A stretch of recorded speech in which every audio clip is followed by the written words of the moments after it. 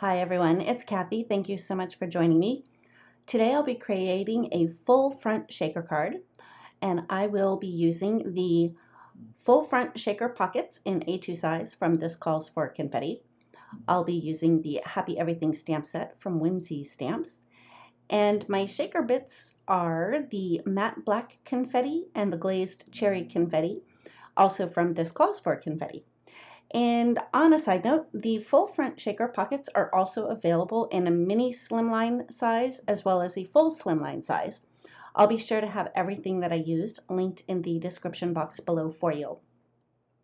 So moving on, I started out with a piece of cardstock that I had cut down to 4 3/16 of an inch by 5 7/16 of an inch, which is the recommended size that's listed on the Whimsy Stamps website as well as the This Calls for Confetti website. The reason you want to trim that little sliver off the top and one side is so when you fold back on the score lines of the full front shaker pocket, the cardstock fits nicely right in that little center area.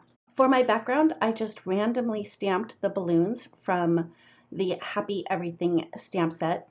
And while I was stamping them, I made sure to leave the center pretty open because I knew that I was going to put an image in the center there, and I didn't want my image to compete with the balloons or the confetti that was going to be behind that once you started to shake that card around. The shaker pockets do have a protective sheet on the front of them that you want to remove before you put your card together. I found the easiest way to remove them was to make sure that the release paper for the adhesive strips on the outer edges was face down on my work surface. That's how I knew that was the back side of it.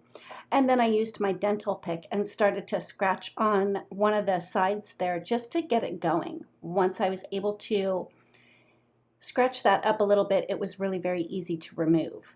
The next step was I flipped my shaker pocket around to remove the release paper from the adhesive on the sides. And I had removed the release paper from all 4 sides and quickly realized that that was a mistake and should have only removed it from the left and right side and the bottom. And we'll get to why you don't want to remove the release paper from the top in just a moment here. Anyway, I started on the bottom and pressed the bottom flap up, and then I moved to the sides, and I found using an acrylic block and running it along that adhesive strip really helped to make it stick really well. It also helped to burnish the score lines that are embossed onto the shaker pocket.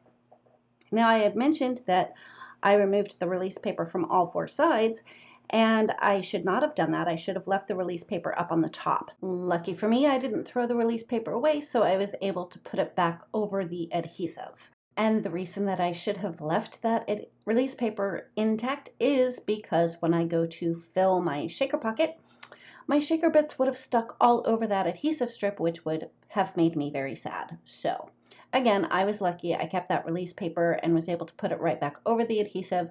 And then it was time for the fun part, which was to fill my pocket with all the fun shaker bits. Then I removed the release paper and folded down the top flap and again used the acrylic block to burnish the adhesive and the score line really well.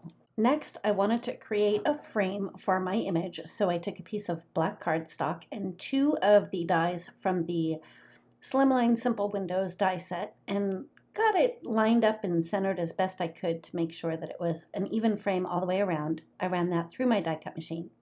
And then I used the largest die that I had used on the frame and ran that through with a piece of vellum.